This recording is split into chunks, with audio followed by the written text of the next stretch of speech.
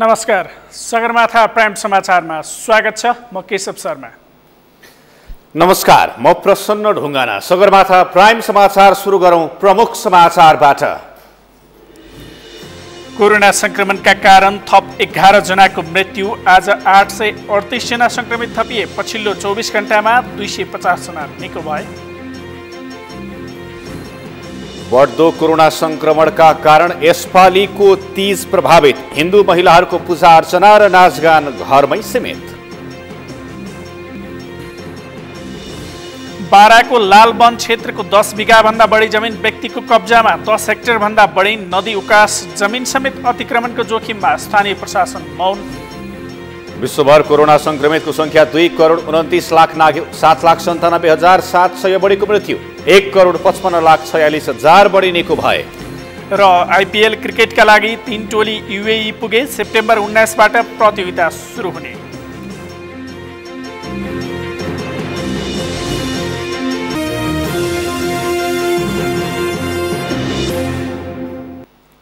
Sagarmatha prime समाचार अब विस्तारमा। नेपालमा कोरोना भाइरस कोभिड-19 बाट एकै दिन 11 जनाको मृत्यु भएको छ। स्वास्थ्य तथा जनसङ्ख्या मन्त्रालयका अनुसार एक महिला र 10 जना पुरुष गरी 11 जनाको मृत्यु भएको हो। यस्तै शुक्रबार थप 838 जना संक्रमित थपिएका छन्। यो सँगै नेपालमा संक्रमितको संख्या 30,483 पुगेको छ। एक रिपोर्ट। संक्रमणबाट नेपालमा थप 11 जनाको मृत्यु भएको छ। यो सँगै कोरोना संक्रमणबाट मृत्यु हुनेको संख्या 137 पुगेको छ। स्वास्थ्य तथा जनसङ्ख्या मन्त्रालयका प्रवक्ता डाक्टर जागेश्वर गौतमले मोरङ, पर्सा, बारा, सप्तरी र सर्लाहीमा एक जनाको मृत्यु भएको जानकारी दिएका छन्। यस्तै ललितपुर, चितवन, मकवानपुर, दोलखा र प्युठानमा पनि एक जनाको मृत्यु भएको छ। 1 जना महिला र 10 जना पुरुषको निधन भएको छ। निधन हुनेहरूमा मोरङ, पर्सा, बारा, सप्तरी, सर्लाही, काठमाडौँ, ललितपुर, चितवन, मकवानपुर, दोलखा र प्युठान गरी जम्मा 11 जिल्लामा 11 जनाको मृत्यु भएको छ। शुक्रबार थप 838 जना नयाँ संक्रमित थपिएका छन्। 292 महिला र 546 पुरुष गरी 838 जना संक्रमित थपिएका हुन्। काठमाडौँमा 142, भक्तपुरमा 15 र ललितपुरमा 25 जना संक्रमित भेटिएका छन्। देशभरि सक्रिय संक्रमितको संख्या 12,132 रहेको छ। प्रदेश नम्बर 1 मा 1,039, प्रदेश नम्बर 2 मा 1,893, बागमती प्रदेशमा 3,160, गण्डकी प्रदेशमा 339 जना संस्थागत आइसोलेसनमा रहेका छन्। यस्तै प्रदेश नम्बर 5 मा 867, कर्णाली प्रदेशमा 310 र सुदूरपश्चिम प्रदेशमा 938 गरी संस्थागत आइसोलेसनमा 8,546 जना रहेका छन्। यसैगरी होम आइसोलेसनमा प्रदेश नम्बर 1 मा 268, प्रदेश नम्बर 2 मा 2,897, बागमती प्रदेशमा 111 र गण्डकी प्रदेशमा 27 जना रहेका छन्। यस्तै प्रदेश नम्बर 5 मा 242, कर्णाली प्रदेशमा 18 र सुदूरपश्चिम प्रदेशमा 23 गरी देशभरि 3,586 जना होम आइसोलेसनमा रहेको स्वास्थ्य तथा जनसङ्ख्या मन्त्रालयले जनाएको छ। प्रदेश 1 मा 1,039, प्रदेश 2 मा 1,893, बागमती प्रदेशमा 3,160, गण्डकी प्रदेशमा 339, प्रदेश 5 मा 860 र कर्णाली प्रदेशमा 310 गरी र सुदूरपश्चिममा 938 जना सबै गरी होम आइसोलेसनमा रहनुभएको संख्या यस प्रकार छ। प्रदेश 1 मा 268, प्रदेश 2 मा 2,897, बागमती प्रदेशमा 111, गण्डकीमा 27, प्रदेश 5 मा 242, कर्णाली प्रदेशमा 18 र सुदूरपश्चिम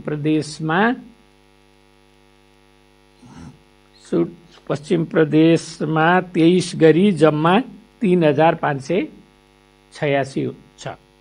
पछिल्लो 2 दिन यता आइसियु र भेन्टिलेटरमा उपचाररत संक्रमितको संख्या बढिरहेको मन्त्रालयले जनाएको छ।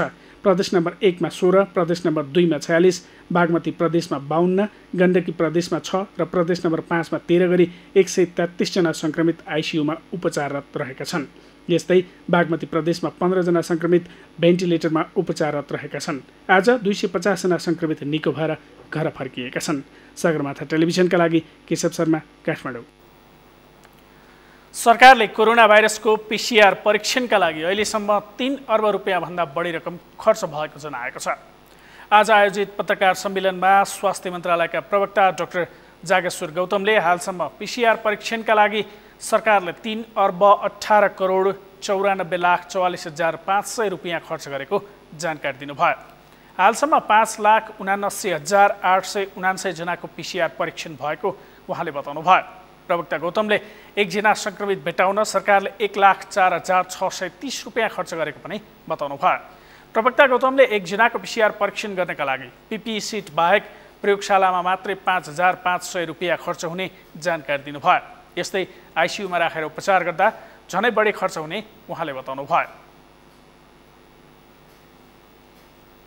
1,79,879 भएको छ र यसमा नेपाल सरकारको 5,500 रुपियाँ खर्च हुन्छ र यो खर्च पीपीई बाहेक ल्याब टेस्टमा मात्र 3 अर्ब 18 करोड 94,44,500 खर्च भएको छ। प्रवक्ता गौतमले एकजनालाई 30 दिन आइसियुमा राख्दा 4,50,000 रुपियाँ खर्च हुने जानकारी पनि दिनुभयो। कोरोना भाइरसको संक्रमण फैलन नदिन काठमाडौँ उपत्यकामा निषेधादेश जारी गरिएको छ। आज दोस्रो दिन निषेधाज्ञाको दोस्रो दिन पनि काठमाडौँका सडक सुनसान देखिएका छन्। आज हरितालिका तीज भए पनि घरमै बसेर तीज मनाउन र समूहमा हिडडुल नगर्न आग्रह गरिएको थियो। निषेधाज्ञाको दोस्रो दिन काठमाडौँ उपत्यकामा कस्तो प्रभाव पर्यो?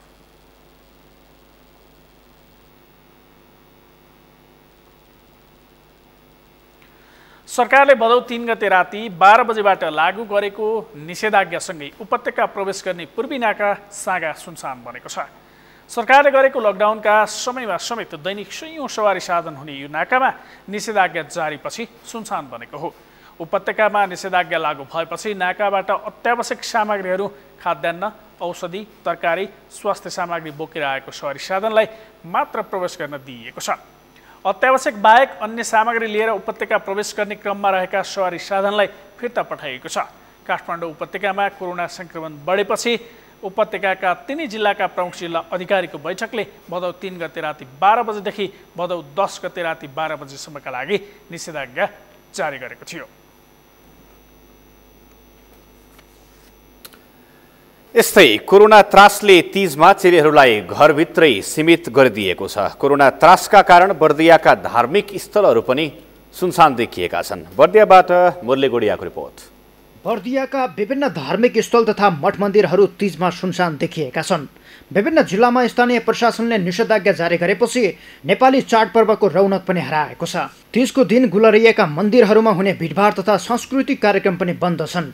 गुलरियामा रहेका बङ्गलामुखी मन्दिर र कोटाही माता मन्दिरमा पनि सुनसान देखिएको छ। मन्दिर नजिकै भएका फ्याट्टफुट्ट महिलाहरू पूजा गर्न आएका छन् भने अधिकांशले घरमै पूजा गरी पर्वलाई मनाएका छन्। पोर्चलामी मन्दिरमा कति रमाइलो गरेर नाचगान गरेर कति भिडभाड थियो पूजा गर्न पनि। अब यसपालि कोरोनाले गर्दाखेरि सबै दिदीबहिनीहरू डराएर मन्दिर डराउनु आउनु सक्नु भएन। आफ्नै घरमा भोकै व्रत बसेर आफ्नै घरमा भगवानलाई सम्झेर पूजा गरिराख्नु भएको छ। अब यसले गर्दाखेरि सबै दिदीबहिनीहरू डर त्रासमै अलि हुनुहुन्छ। त्यसले गर्दा मन्दिर सुनसान छ। समुदाय स्तरमा समेत कोरोना संक्रमित देखिन थालेपछि गुलरियाका महिला घर परिवारमै रमाउँदै तीजको व्रत बसी घरमै तीज मनाएका छन्। आफै सुरक्षित हुनुपर्ने अवस्था आएको र जताततै कोरोना संक्रमित देखिन थालेपछि सबै दिदीबहिनीहरूलाई सजग रही कोरोनालाई परास्त पार्न सुझाव समेत दिएका छन्। यसले गर्दा सबैतिर महामारी फैलेको छ अनि यो जुन हरितालिका तीज नारीहरूको सबैभन्दा ठुलो पर्व हो। यदि कुनै मन्दिरमा नगएर हामीहरू आफ्नै घरमा देवताको फोटो राखेर पूजा गर्न पनि सक्छौँ। तीजका दिन मन्दिरमा पूजाका लागि आउने भक्तजनलाई सामाजिक दूरी कायम राख्न अनुरोध गरिएको छ। प्रत्येक वर्ष ठुलो भिड लाग्ने मन्दिरहरूमा यस वर्ष कुनै रौनक देखिएको छैन। शिवालयमा पूजा अर्चना गर्न आउने भक्तजनले अनिवार्य रूपमा मास्क लगाउनु पर्ने, भौतिक दूरी कायम गर्नुपर्ने लगायतका उच्च सतर्कता अपनाउनु पर्ने कार्य गर्न सुझाव दिइएको कोटाही मन्दिर व्यवस्थापन समितिले जनाएको छ। अहिलेको कोरोना भाइरसका कारणले यो तीजमा यहाँ धेरै रमाइलो हुन्थ्यो, त्यो सबै बन्द गरिएको छ। भक्तजनहरू पनि महिला दिदीबहिनीहरू सबै आफ्नो घरमा तीजको चाडपर्व घरमै बसेर मनाइरहनु भएको छ। म समितिको मान्छेबाट के कस्तो छ भनेर म यसो निरीक्षणको हेर्नको लागि आएको यहाँ र यो चाहिँ शान्त वातावरण छ। एक दुईवटा फ्याट्टा आउनु भएको छ, त्यति चाहिँ भिडभाड हामीले गर्न दिएका छैनौँ। तीज पर्वका अवसरमा गरिने भिडभाडले कोरोना संक्रमण फैलिने भएकाले भिडभाड नगर्न स्थानीय प्रशासनले अनुरोध गरेको हो। कोरोना महामारीले सबै क्षेत्र वर्ग समुदाय चाडपर्व अस्तव्यस्त बनाएको छ। सगरमाथा टेलिभिजनका लागि बर्दियाबाट मुरली गुडियाको रिपोर्ट। सगरमाथा प्राइम समाचारमा पालो भएको छ विश्रामपछि। बाराको लालवन क्षेत्रको 10 बिघा भन्दा बढी जमिन व्यक्तिको कब्जामा। 10 हेक्टर भन्दा बढी नदी उकास जमिन समेत अतिक्रमणको जोखिममा स्थानीय प्रशासन मौन। धान खेतीमा मल राख्ने समय भइसक्दा समेत दाङ र बाँकेमा युरिया मलको अभाव। मल नपाउँदा धान उत्पादनमा कमी आउने चिन्तामा किसान। र विश्वभर कोरोना संक्रमितको संख्या 2 करोड 29 लाख नाग्यो। 7,97,700 बढेको मृत्यु।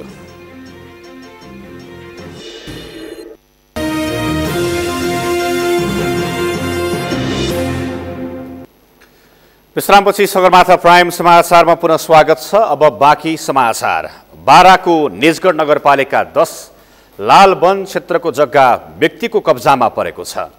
लाल बस्तीको पश्चिम दक्षिणमा पर्ने लाल खोला आसपासको करोडौं मूल्य पर्ने 10 बिघा भन्दा बढी जमिनमा स्थानीय व्यक्तिले दिनदहाडै कब्जा जमाउँदा समेत प्रशासनले रोक्न सकेको छैन। 10 हेक्टर भन्दा बढी नदी उकास जमिन समेत अतिक्रमणको सुरुवात भएको छ। बाराबाट जितलाल श्रेष्ठको रिपोर्ट। बाराको निजगढ नगरपालिका 10 मा रहेको लाल बस्ती क्षेत्रमा वनको जग्गा कब्जा गर्ने क्रम धेरै अघिबाट सुरुवात भएको हो। अहिलेसम्म 10 बिघा वनको जग्गा व्यक्तिले कब्जा गरिसकेका छन् भने नदीको बहाव परिवर्तनबाट निस्किएको 10 हेक्टर उकास क्षेत्र पनि कब्जा हुने अवस्थामा छ। 2022 सालमा जिल्ला भूमि सुधार कार्यालय बाराले नापी नक्सा भई श्रेष्ठ पूर्जा भएकाले मात्र होइन, नभएका व्यक्तिहरूले समेत घेरबार गर्दै वनको जमिनमा कब्जा जमाइरहेका छन्। कमसेकम 6-7 बिघा चाहिँ तपाईँको यो जग्गा सार्वजनिक होला, सार्वजनिक अतिक्रमण गरेको छ। अतिक्रमण श्रेष्ठ पूर्जा भएकाहरूले यसअघि पटक पटक उक्त जग्गा आफ्नो भएको दाबी गर्दै घेरबार गर्न थालेपछि त्यसबेला जिल्ला वन कार्यालय बाराले उक्त प्रमाण अधुरो भएको भन्दै थप प्रमाण जुटाउन स्थानीयलाई आग्रह गरेको थियो। तर थप प्रमाण बुझाउन नसकेपछि अहिले श्रेष्ठ पूर्जा हुनेहरूले भन्दा अन्य कुनै प्रमाण नहुनेहरूले वन क्षेत्रको करोडौं मूल्य पर्ने जमिन धमाधम कब्जा गरेका हुन्। निजगढ हुँदै काठमाडौँ जोड्ने फास्ट ट्र्याक र अन्तर्राष्ट्रिय विमानस्थल निर्माणको कार्य अघि बढ्दै गर्दा वन क्षेत्रको जमिनमा आँखा गाड्नेहरू अहिले खुलिआम कब्जामा अघि सरेका छन्। सो जमिन कब्जा गर्न दिउँसै रोडर डोजरको प्रयोग गरी सम्म्याउँदै घेरबार गरे पनि वडा कार्यालय निजगढ नगरपालिका डिभिजन वन कार्यालय बारा भने मुखदर्शक बनिरहेको छ। यिनीहरूको आफ्नो आफ्नो खोला रोकेपछि आफ्नो आफ्नो जग्गा जोते हो, जोत्नु थाले हो। पहिले प्रथम अब हाम्रो वीरबहादुरले नै त्यहाँ पहिले जोतेको त्यसैले हो डोजर लाएर जतातता जोत्यो हो। जोतेपछि अब ओहो खोला रोक्यो, अब हाम्रो पनि अब त्यहाँ बनाउनु पर्छ। अस्ति मात्रै वनलाई के भन्यो भन्दाखेरि अब हामी यो 16 दूर छोड्नुपर्छ भन्दाखेरि हामी त्यहाँ जान्छौँ भनिरहेछ। डेफो कार्यालय आगे सिडिओ कार्यालय आगे अतिक्रमण भएको छ छैन भन्ने कुरो होला, कतै 2 हात मिच्या होला, कतै 15-20 हातै मिच्या होला। त्यो त मैले त्यो प्रष्ट रूपमा म भन्नु सक्ने कुरा होइन नि। लाल बस्तीको पश्चिम दक्षिणमा पर्ने लाल खोलालाई यसअघि जल उत्पन्न प्रकोप नियन्त्रण कार्यालय पर्णवीपुरले राष्ट्रपति चुरे तराई मधेस संरक्षण अन्तर्गतको बजेटबाट तटबन्ध गरेको थियो। तटबन्धपछि झन्डै 10 हेक्टर नदी उकास जमिन निस्किएको छ। यसरी निस्किएको जमिनलाई संरक्षण गर्न न त वडा कार्यालयले पहल गरेको छ, न त नगरपालिका वा डिभिजन वन कार्यालयले नै चासो राखेका छन्।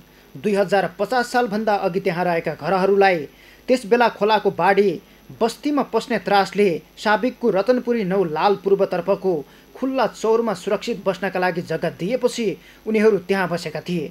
अहिले त्यसमध्येका केही व्यक्तिहरूले नदी उकास जमिन निस्किएसँगै आँखा लगाउन थालेका छन्।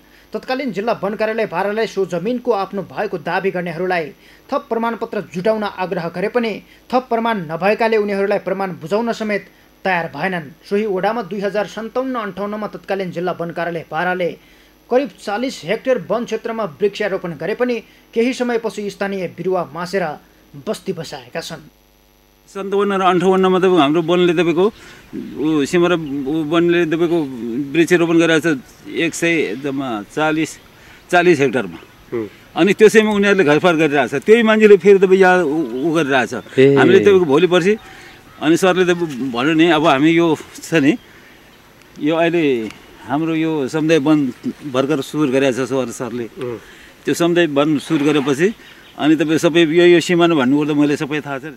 यता वन क्षेत्रको जमिन अतिक्रमण भएको जानकारी पाएसँगै छानबिन गर्ने रतनपुरी सब डिभिजन वन कार्यालयले बताउँदै आए पनि किनारा लाग्ने गरी काम अघि बढाएको छैन। 2022 सालमा ऐकड जग्गा भन्ने लिएका र पछि चाहिँ नि 2050 सालमा आएको बाढीले उनीहरूलाई विस्थापित गर्दाखेरि त्यो बापत अन्तै जग्गा पाएर अहिले बसोबास गरिरहेको अवस्था छ र त्यही बसोबास गरेका मानिसहरूले पुनः ऐकड जग्गालाई मेरै हो भनेर अतिक्रमण गर्न थालेको अवस्था छ।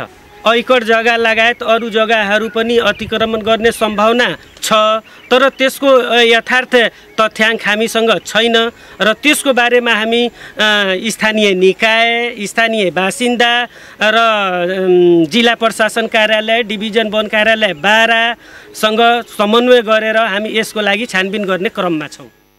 वन क्षेत्रको जमिन धमाधम कब्जा जमाइरहे पनि स्थानीय समाजसेवीहरू भने तैचुप मैचुपको अवस्थामा छन्। त्यसैले बस्तीमा यस्ता गैर कानुनी कार्यले प्रशय पाइरहेका छन्।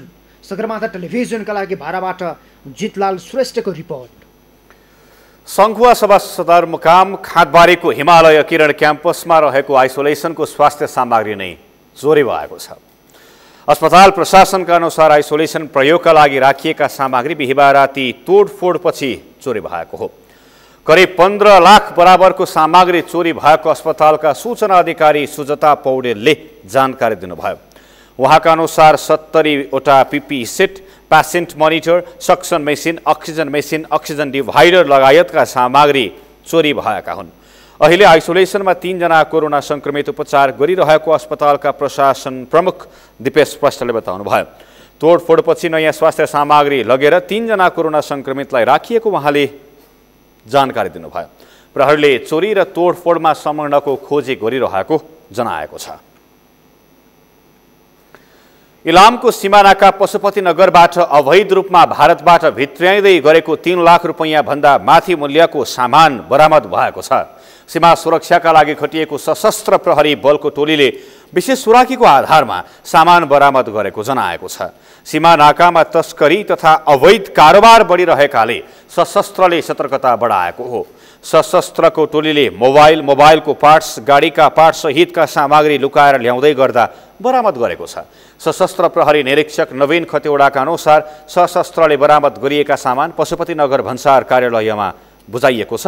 भारत र नेपालको सीमा क्षेत्र पशुपतिनगर नाकाबाट हुने अपराधी क्रियाकलाप नियन्त्रण गर्न दिनरात लागि परेको पनि निरीक्षक खतेवडाले बताउनुभयो।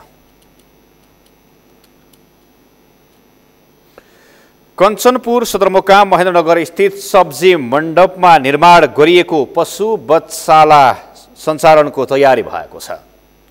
भीमदत्त नगरपालिकाको नगर कार्यपालिकाले बधशाला सञ्चालनमा ल्याउने निर्णय गरेको हो। निर्णयसँगै नगरपालिकाले बधशाला सञ्चालनको गृह कार्य थालेको छ। कञ्चनपुरबाट निराजन ओझाको रिपोर्ट। झण्डै 1.5 दशक अघि निर्माण थालेको पशु बधशाला कञ्चनपुर मण्डी व्यवसायी सङ्घसँगको सहकार्यमा सञ्चालनमा ल्याउन लागि छ।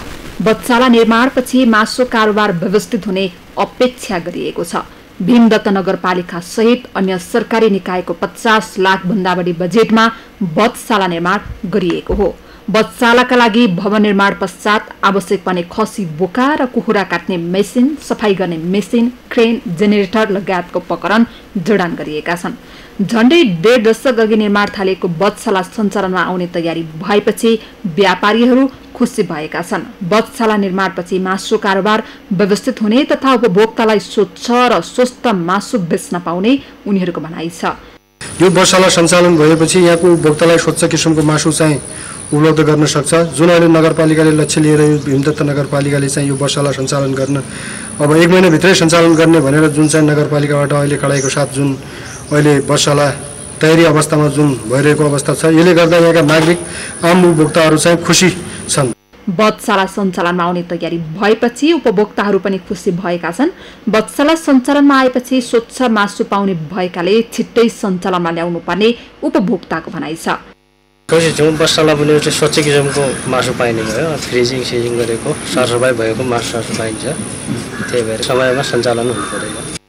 झण्डै 1.5 दशक अघि निर्माण थालेको बधशालालाई भीमदत्त नगरपालिकाको पछिल्लो निर्णय अनुसार भदौ 1बाट सञ्चालनमा ल्याउने भने पनि तयारी पूरा नहुँदा सञ्चालनमा आउन नसकेको मण्डी व्यवसायी संघका अध्यक्ष विशाल सुनादे जानकारी दिए। वास्तवमा आज यो जुन यो पशु बधशालाको कुराहरू आइरहेको छ, अब भीमदत्त नगरपालिकाको बैठक अनुसार र निर्णय गरे अनुसार अब यो भाद्र 1 गतेदेखि सञ्चालन हुने भन्ने जुन कुरा भएको थियो, त्यो अहिले केही प्राविधिक कुराहरूले गर्दाखेरि हैन, जो तपाईको अहिले यो लकडाउनको यो तपाईको कोभिडले गर्दा र अरूको यो तपाईको कामदारहरू बेला नपाइने अलिकति त्यसले गर्दाखेरि पनि धेरै कुराहरू अलि हुन सकेको अवस्था छैन। अब मलाई लाग्छ यो 1 हप्ताभित्र या 15 गतेसम्म यो सञ्चालन होला, म एकदम पूर्ण आशा छु। नगरपालिकाका मेयर सुरेन्द्र विष्टले तयारी नपुग्दा कार्यपालिकाको पशु बधशाला सञ्चालन गर्ने निर्णय कार्यान्वयनमा केही समस्या देखिए पनि छिट्टै कार्यान्वयनमा आउने बताएका छन्। झण्डै 1.5 दशक अघि निर्माण थालेको बधशालालाई कञ्चनपुर मण्डी व्यवसायी संघ सहकार्य गरी सञ्चालनमा ल्याउन लागि मेयर विष्टको भनाइ छ। अस्पतालका तर्फबाट बधशाला सञ्चालन गर्नका निम्ति साझेदारी सहकार्य हुँदै आएको सन्दर्भ थियो। हामी निर्वाचित भएर आइसके पछाडि पशु बधशालालाई सञ्चालन गर्नका निम्ति पहिलो प्राथमिकतामा राख्यौँ। त्यसमा तमाम कामहरू गर्नुपर्ने थियो।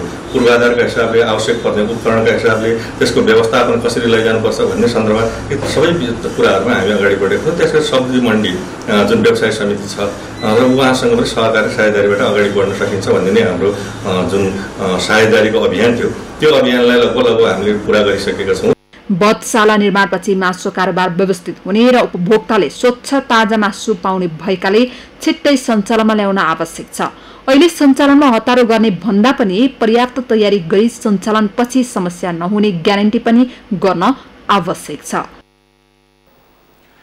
समयमै लगाएको धानमा मल राख्ने समयमा युरिया मलको अभाव हुँदा बाँकीका किसानहरूलाई धानबाट लागत नै नउठ्ने चिन्ताले सताउन थालेको छ। मानव रोपेर मुरी फलाउने कृषकको आशाले खेती लगाएका किसानलाई मलखाद अभावले चिन्ता बढाएको हो।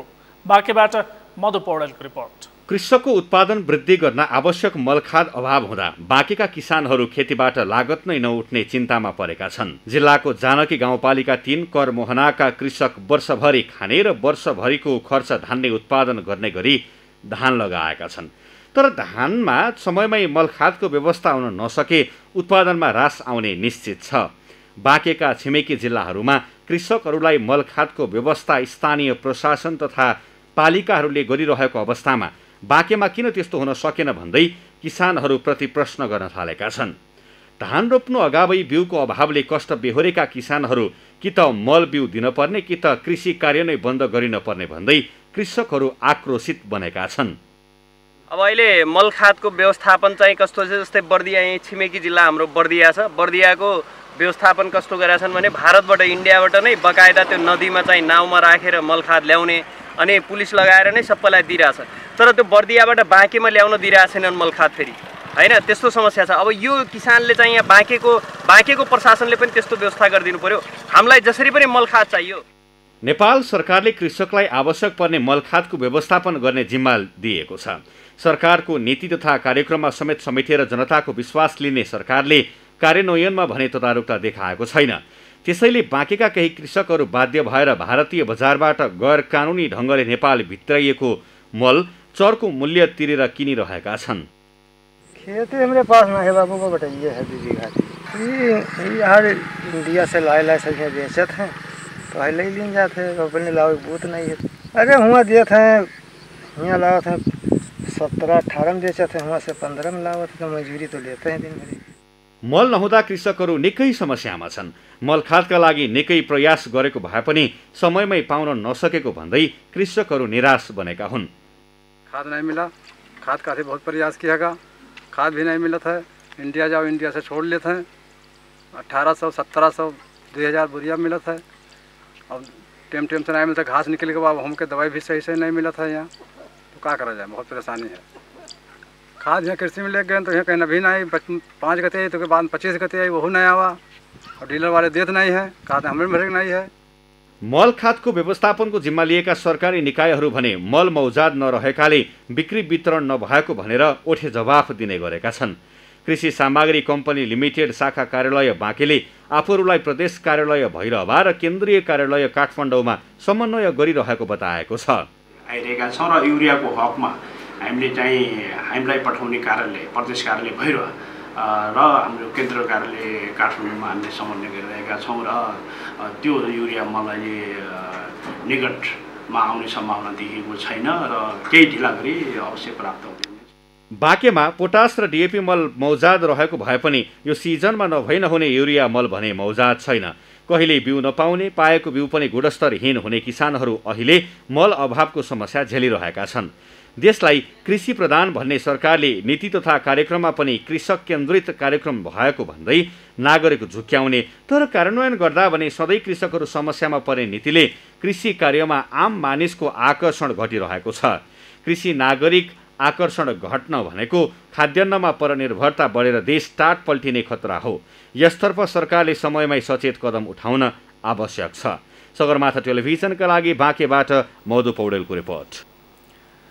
रोपेको 20 देखि 25 दिनभित्र धानमा युरिया मल हाल्नुपर्ने भए तापनि मल अभावले दाङका कृषकले धेरै दिनसम्म पनि रासायनिक मल हाल्न पाएका छैनन्। मल अभावमा किसानहरू बजारका हरेक गल्लीमा भौतारी पनि मल भने पाउन सकेका छैनन्। त्यसैले किसानहरू यस वर्ष धान उत्पादनमै कमी आउने चिन्तामा छन्। दाङबाट सुशील बस्नेतको रिपोर्ट। समयमै पानी परेका कारण राम्रो धान उत्पादन हुने आशा गरेका किसानको खुसी महिना दिन नबित्दै खुम्चिएको छ। धान धेरै फल्ला र राम्रो आम्दानी गरौँला भन्दै वर्षभरिका योजना बनाएका कृषकहरू मल अभावका कारण निराश बनेका छन्। जिल्लामा यस वर्ष विगत भन्दा करिब 3500 हेक्टर बढी क्षेत्रमा धान खेती भएको कृषि ज्ञान केन्द्र दाङले जनाएको छ। गत वर्ष 37,710 हेक्टरमा भएको धान खेती यस वर्ष समयमै वर्षा भएको तथा कोरोनाका कारणले युवाहरू घर आएका कारणले पनि गत वर्षको तुलनामा यस वर्ष करिब 41,000 हेक्टरमा धान खेती भएको केन्द्रले जनाएको छ। दाङका 10 स्थानीय तहमा करिब 22,000 मेट्रिक टन रासायनिक मल आवश्यक पर्ने कृषि ज्ञान केन्द्रले बताएको छ। समयमै पानी पर्दा खेती राम्रो भएको भए तापनि अहिले मल नपाउँदा धान उत्पादन घट्ने चिन्ता बढेको छ। दाङको शान्तिनगर 2 अमौवाका किसान नेवबहादुर खड्काका अनुसार विगतका वर्षहरूमा भन्दा यस वर्ष धान उत्पादनमा धेरै वृद्धि होला भन्ने अपेक्षा गरेका किसानलाई मल नपाउँदा धान नै नहुने चिन्ताले सताउन थालेको छ। अहिलेसम्म चाहिँ राम्रो गरेको हो, किसानको लागि धेरै राम्रो हो बर्खा, तर अब रोप्ने बेला पनि खादमल राम्रै हिसाबले पाइया हो। तर अहिले अब खाद छर्ने समय भयो, धान प्यालियो र यसमा किसानलाई धेरै घाटा लाग्ने भयो। लगभग भन्नुहोस् अब 60-70 मुरी धान हुनेमा अहिले हुन्न, आधा पनि हुन्न। अब यो तरिकाले अझै पनि खाद पाएसम्म र 1-2 दिन यो महिनाभित्रैमा पनि हाल्न पाएपछि लगभग खादले काम पनि गर्छ र किसान पलाउँछ, नत्र किसान डुब्छ फेरि। शान्तिनगरकै अर्का किसान शेरबहादुर नेपालीले पनि धान रोप्दादेखि नपाएको युरिया मल अहिले पनि पाएका छैनन्। मलका लागि वडा कार्यालय सहित विभिन्न ठाउँमा धाएका शेरबहादुर मल नपाउँदा हार खाएर बसेका छन्। रोपेको 22 देखि 25 दिनभित्र धानमा मल हाल्नुपर्ने भए पनि महिना दिनसम्म मल नपाउँदा धान पहेँलो हुन थालेका छन्। कृषक कृष्णबहादुर पौडेलका अनुसार सरकारले अनुदानमा दिने भनेको मल त पाइँदैन नै, बजारमा समेत मल अभाव हुने र महँगो मूल्य हालेर समेत किन्न नपाइने समस्याले किसान हैरान छन्। मल हाल्नु पर्ने रोपेको 1 महिनाभित्रमा 22 दिन 25 दिनमा खताल्नु पर्ने हो। 25 दिन काटिसक्यो, खताल्न पाइँदैन। घोरहीमा रहेको कृषि सामग्री केन्द्रलाई पनि कृषकहरू मल नपाएर समस्यामा परेको राम्ररी थाहा छ। तर महामारीको कारण मल आउन ढिलाइ भएको बताउने उसले किसानका समस्या समाधानमा केही गर्न नसक्ने बताउने गरेको छ। जेठसम्म चाहिँ लगभग हामीले बाँडेकै हो मल। अब असारमा चाहिँ टिपको लागि आउनुपर्ने मल चाहिँ अब अहिले टिपको लागि चाहिँ अभाव जस्तो नै भएको अवस्था छ। कोभिडको सङ्क्रमण फैलेसँगै अब जहाजहरू अनि त्यस पछाडि ट्रेनहरू यो अनि त्यस पछाडि त्यो कलकत्ता पोर्ट सबै बन्द भएको कारणले गर्दाखेरि चाहिँ अहिले हाम्रो यो टेन्डर भइसकेको मलहरू पनि अहिले आउन चाहिँ नसकेको अवस्था छ अहिले भर्खरलाई चाहिँ। किसान नारायण बुढाथोकी बजारमा छिटपुट कालो बजारी गरेर मल बिक्री भए पनि महँगोमा समेत किसानहरूले मल किन्न नपाएको बताउँदछन्। अनुदानमा 1000 रुपैयाँमा पाइने युरिया बजारमा 2400 सम्म मूल्य रहेको भए पनि नपाउँदा किसानहरू हैरान छन्। धानहरू पसाउने टाइम आउन लागिएको छ। अहिले अघिल्लो वर्ष भए हुनाले अहिले धानहरूलाई खाद नै छिटो चाहिएको हुनाले खाद मलको अभाव परे हुनाले अहिले किसानलाई मर्गै छ। मल हामीलाई अनुदानबाट नै आउँथ्यो, 1000 यो बोरा पर्थ्यो, हामी सहकारीबाट नै ल्याउँथ्यौँ। सहकारीबाट मैले नै अब आफ्नो खेतलाई र तरकारी खेती गर्ने भए हुनाले मैले पहिले सामा गरेर मलाई त अब अहिले खाद पुग्यो। अझै अब तोरलाई त के गर्ने हो, धानलाई पनि लास्टलाई त छैन, तर अहिलेसम्मलाई त पुगेको छ। अब खादको आवश्यक आफूलाई पनि पर्ने अवस्था आएको छ। तर यहाँ साथीभाइहरूले अलि नल्याएको हुनाले, खाद नल्याएको हुनाले धान पहेँलो भएर अलि नोक्सान हुँदैछ। गोरही 2 रामपुरका किसानले त मल नपाएको आक्रोश वडा कार्यालयमा गएर पोखेका छन्। हलो जुवा काँधमा बोकेर आन्दोलनका लागि वडा कार्यालयमा पुगेका किसानले राज्यले दिने अनुदान पनि नदिने, बजार समेत सञ्चालन गर्न नसक्ने सरकारको कडा आलोचना गरेका छन्। स्थानीय शेरबहादुर चौधरीले राज्यले दिने अनुदान समेत नपाएको गुनासो गरेका छन्। उनले अहिले धानमा युरिया मल हाल्ने बेला नपाउँदा आफूहरू चिन्तित भएको बताएका छन्। अब हामी आफै किसान हौ, तपाईँको लगभग म आफै पनि तपाईँको चाहिँ 2.5 बिघामा चाहिँ टमाटर खेती गर्छु। म 2.5 बिघामा टमाटर खेती गर्ने मान्छेलाई चाहिँ सरकारले दिने जुन राहत अनुदान छ त्यो कहाँ छ, के छ, कुनै पट्टो हुन्न, कुनै थाहै हुन्न, हामीले चाहिँ कुनै जानकारी हुन्न। हेर्नुहोस्, हामी सरकारले हामीलाई केही सुझाव, अब कहिले अनुदान आउँछ, के आउँछ, अब न त सूचना आउँछ। हेर्नुहोस्, हामी चाहिँ अब कुनै कार्यक्रम आएको छ कि आएको छैन, किसानको सम्बन्धी चाहिँ केही राहत छन् कि छैनन्, अनुदान छन् कि सोद्धाखेरि कुनै पनि कार्यक्रम छैन। आयो भने हामी खबर गर्छौँ, तर चाहिँ अहिले छैन, जानुस् भन्ने कुरा चाहिँ हुन्छ। अनुदानको मल बिक्रीको जिम्मा कृषि सामग्री लिमिटेड र साल ट्रेडिङले पाएका छन्। सामग्रीले 70% तुलसीपुर घोरही र लमहीमा बिक्री गर्ने गरेको छ भने साल ट्रेडिङले घोरही क्षेत्रका लागि मात्र 30% मल बिक्री गर्ने गरेको छ। तर अहिलेसम्म मल बिक्री गर्न नसकेको कृषि सामग्री लिमिटेडले भदौको पहिलो साताभित्र बिक्री गर्ने बताउँदै आएको छ। सगरमाथा टेलिभिजनका लागि दाङबाट सुशील बस्नेतको रिपोर्ट। सगरमाथा प्राइम समाचारमा एकैछिन विश्रामपछि विश्वभर कोरोना संक्रमितको संख्या 2,29,00,000 नाग्यो। 7,97,700 बढेको मृत्यु। र आइपिएल क्रिकेटका लागि 3 टोली युएई पुगे। सेप्टेम्बर 19बाट प्रतियोगिता सुरु हुने।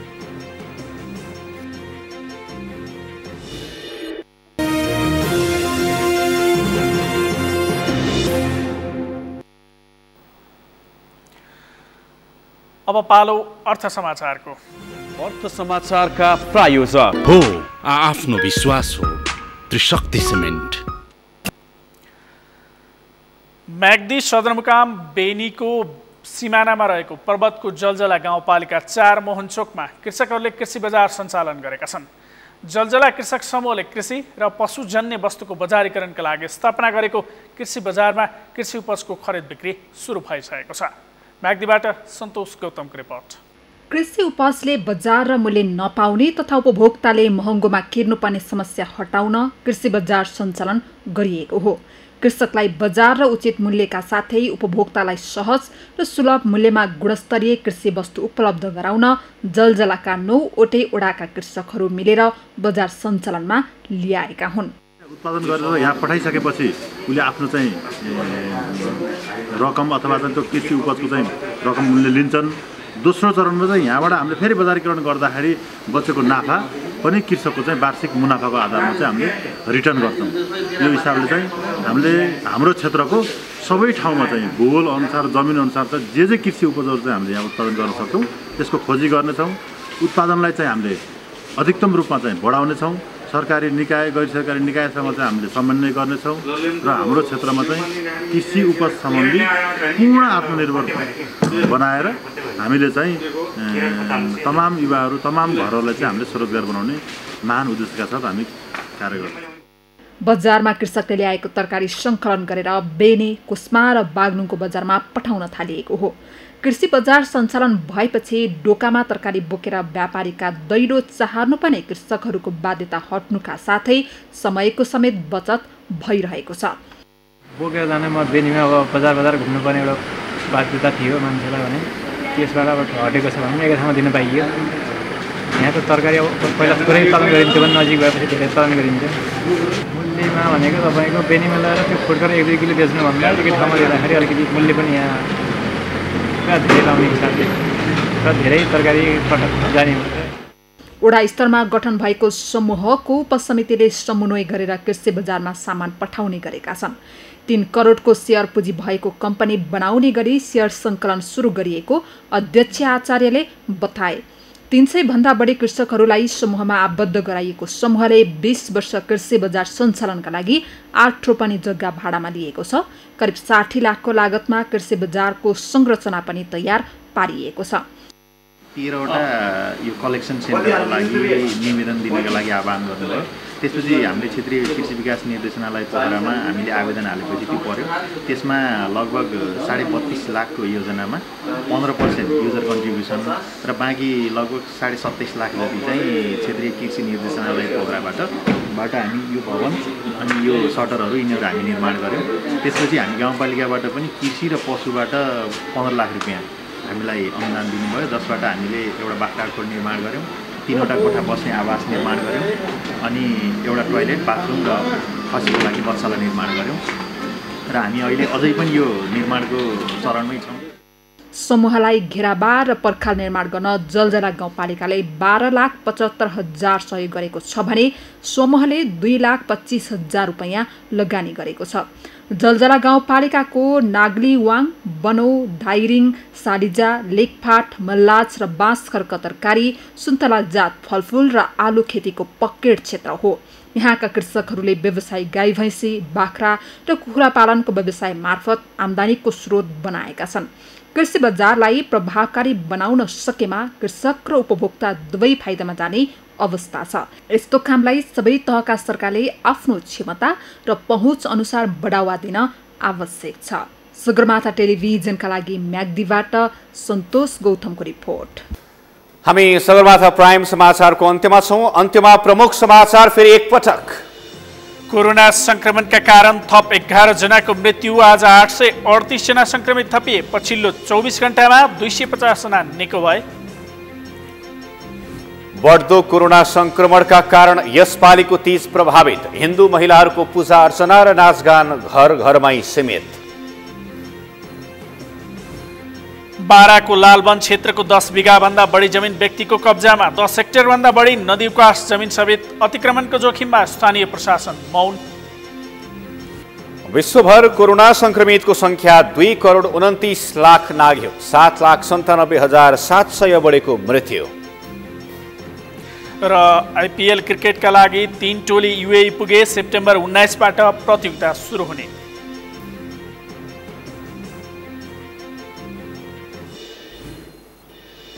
हवस् त सगरमाथा प्राइम समाचार अहिलेलाई सकियो। तपाईँ समाचार बुलेटिनका साथै सगरमाथा टेलिभिजनका सम्पूर्ण कार्यक्रम www.sagarmatha.tv मा पनि पढ्न र हेर्न सक्नुहुनेछ। साथै युट्युबमा youtube.com/sagarmathatv नेपालमा हेर्न सक्नुहुनेछ। तपाईँ हामीलाई फेसबुकमा पनि facebook.com/stv नेपालमा फलो गर्न सक्नुहुनेछ। समाचारको शिखर, नेपालको गौरव, नेपालको पहिलो न्युज च्यानल सगरमाथा टेलिभिजन हेर्दै गर्नुहोला। नमस्कार।